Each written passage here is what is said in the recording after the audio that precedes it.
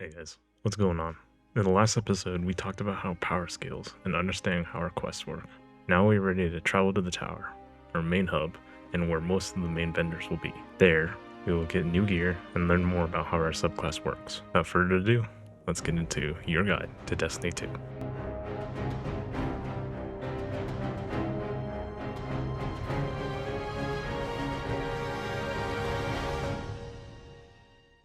Firstly, how do we even get to the tower? In the beginning, we only had fast traveled around the Cosmodrome, but not different planets. To do this, pull out your ghost. There should be two buttons, one to go into orbit, and one to open the director. To skip loading times, let's just travel to the tower directly. There, most of the planets won't look like this, and instead be grayed out. The tower is this planet in the middle of the directory here. Click on the mission, and we'll start a little introduction about how some of the vendors work and what they provide. I won't go into much detail about these vendors, as the game does a decent job at what they do. Instead, I'll talk about the vendors that the game doesn't introduce you to, and some of the UI things that are not seen in the mission. First is the postmaster, down on the lower right of the tower. This is where any items that you may have forgotten to pick up will go. Or if your inventory is full, items will go here instead. The vendor to the right of them is Eververse Store. This is essentially the microtransaction center where you will spend real money on DLCs and in-game currency called silver to buy different cosmetic items or the season pass. Straight across is a wall with screens. This wall is your vault. There will be a time where you accumulate different weapons and armor that are really good, but you can't carry them all.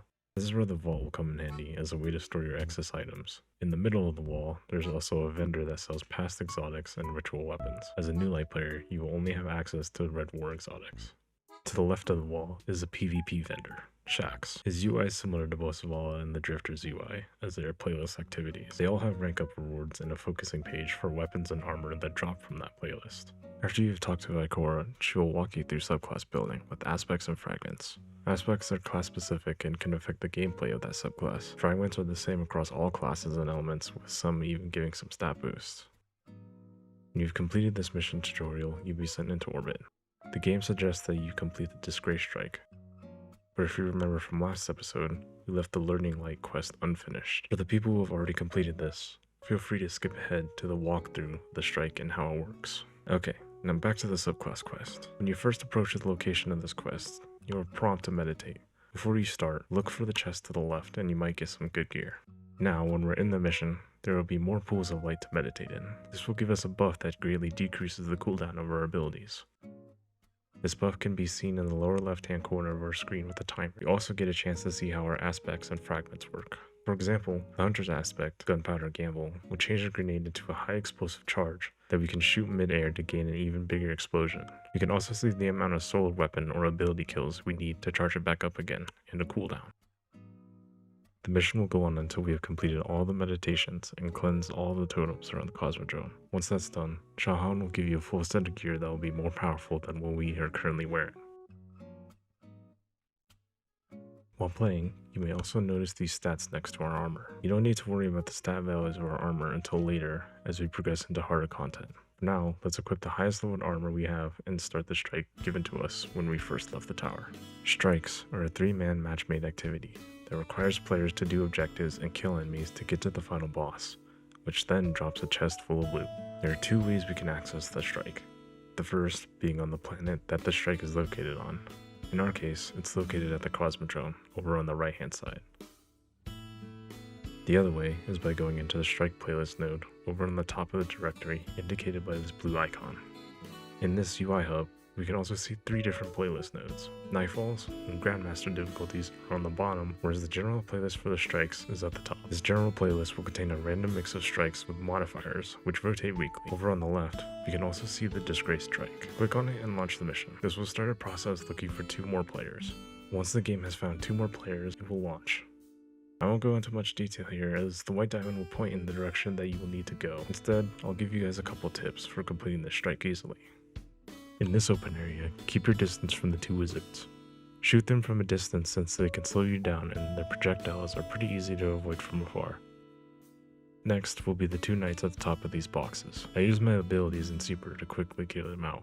Or if you have no abilities, you can also hide behind the right side boxes for cover as you kill them with your weapons.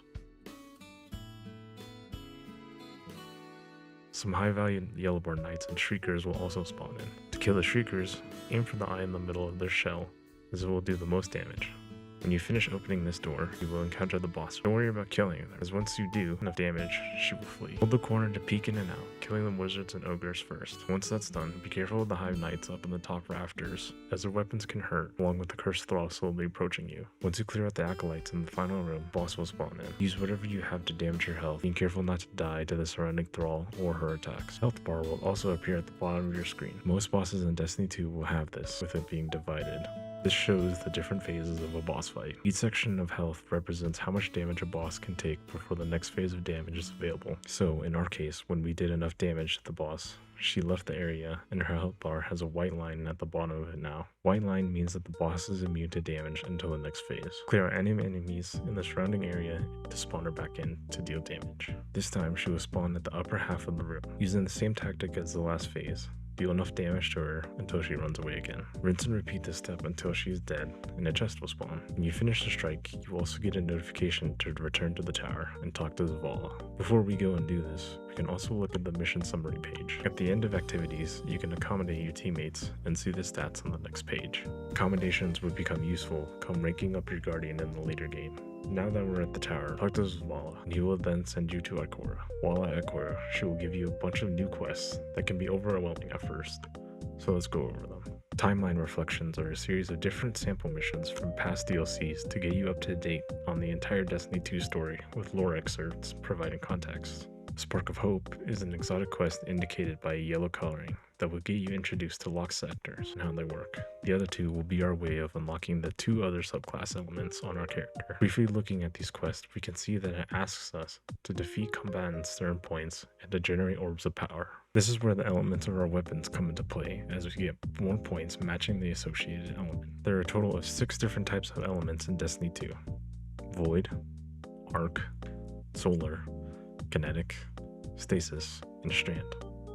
Matching the correct element to our subclass can also be handy when activating our abilities faster. So, for example, Gunpowder Gamble requires 6 skills coming from either solar weapons or abilities. It'll be faster to charge it using our weapons than waiting on our abilities to come off cooldown. The next part of this quest has us generating Orbs of Power. Orbs of Power are these little white balls of light that when picked up can give us back some super energy. Orbs generated using our super are unable to be picked up by us, but they can be picked up by other teammates and vice versa. Later on, when we get mods, you can use builds that generate orbs from other sources than our super. If you don't have a matching element, then don't worry, as it will still progress the quest, just at a slower pace, which is fine. This means that we can also start a Spark of Hope quest to learn how to find and do lost sectors. The quest asks us to travel to the EDC to meet up with Devrim K. Track the quest to see where you need to go. Once there, Devrim will ask you to go and clear on a lost sector indicated by this symbol. Entrances will be near the symbol. For example, this one is located down in the lower levels. When you enter a lost sector for the first time, the game will tell you that you found one. Lost sectors are little mini dungeons like a strike, but are not match made. There are also no waypoints directing you where to go, as it's pretty short. Proceed through the lost sector until you find a high value target in a chest. Once you kill the target, don't forget to grab the chest at the end and travel back to Devrim. When you finish the lost sector, most of them will have a shortcut to open back up to the entrance. Take this shortcut all the way up to the entrance and back to Devrim. He will give you your shotgun and he will ask you to complete the mission risk/reward. This mission can only be accessed from the map, so you have to open your map to launch the mission. It's a 1630 power level mission, so have some high powered gear equipped. When you load in, it will ask us to defeat Dust Captains. To spawn in Dust Captains, kill these yellow bar vandals called Dusk Mechanics to lure them out. After killing 3 captains, a Dust Walker tank will spawn in the middle, similar to the introduction mission. If no walkers spawn in, then you have to load into another instance. To do this, go back to the direction you spawned in and go all the way until you hit this area called the Breach. As soon as you see the words pop up on the screen, you can head back to the main area. This will make us defeat captains again, but will give us a new instance where the walker is not bugged. Once that's done, you'll be directed to a wide open area with different platforms. If you have a sword, this can help due to it putting you in third person perspective. Follow the path shown here.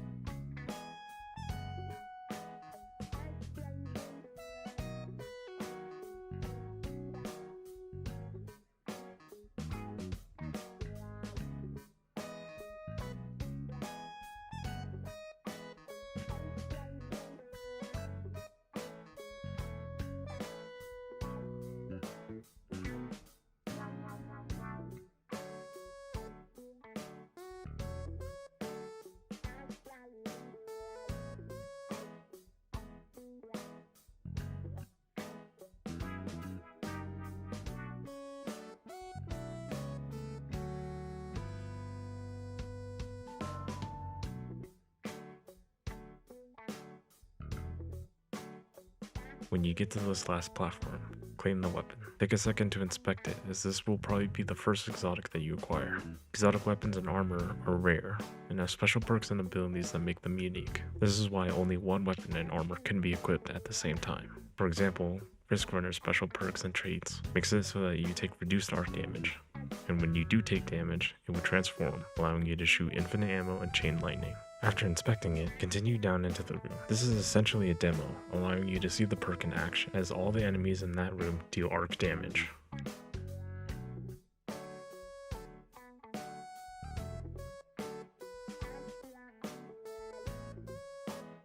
Some exotic weapons will also have an exotic catalyst slot. Catalysts add perks and stat boosts to a gun. To unlock it, some will have specific objectives on what to do. When you finish the mission, travel back to Zavala to get a new emblem as a reward for completing this quest. While we're at the tower, we can also check up on our subclass objectives and start doing timeline reflections. If you guys have already done the subclass quests, then return to Ikora to receive a new subclass and new similar quests unlocking exotic armor.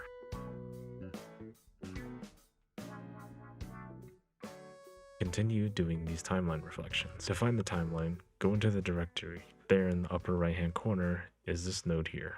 When you click on this node, it will show Destiny 2's history and all of the missions. Each mission will give you a sample of the DLC and are essentially demos of them. So for example, Beyond Light has you test out the Stasis subclass, which is locked to that DLC. It will also reward you with a weapon, so it's recommended that you do these. Do all the missions to progress the timeline reflection quest. Once the final mission is done, head back to Ikora and she will reward you with another exotic in the form of Monte Carlo. To simplify its special trait, get melee kills to boost those weapons' damage. When you get a kill with this weapon, you have a chance of fully recharging your melee. In the next episode, we'll go into more details about how the Guardian rank system and how some builds work with the Monte Carlo. For now, here's some things that you guys should be working towards. The multiple quests that involve armor should be completed, as they reward armor pieces that we'll use in future builds. You should also get familiar with the different subclass supers and elements. To buy new aspects and fragments, go into Ikora's menu and go to the respective subclass. There you will spend Glimmer, purchase different aspects and fragments, and even supers. A solid way to get Glimmer is to do Dares of Eternity. Dares of Eternity, to put simply, is a match-made activity with 5 other Guardians, as you will go through doing objectives with a final boss at the end. I won't go into too much, as there are better guides specific to this playlist. I'll link some in the description below. Dares is also a great way to get used to guns and abilities, with plenty of good weapons to earn from this playlist at the end. To access it, go to the Eternity planet over on the right and select the middle node. This will put you into a match-made queue, with higher level Guardians to help you with the champions in this playlist. That's all I have for you guys today. I'll catch you guys later.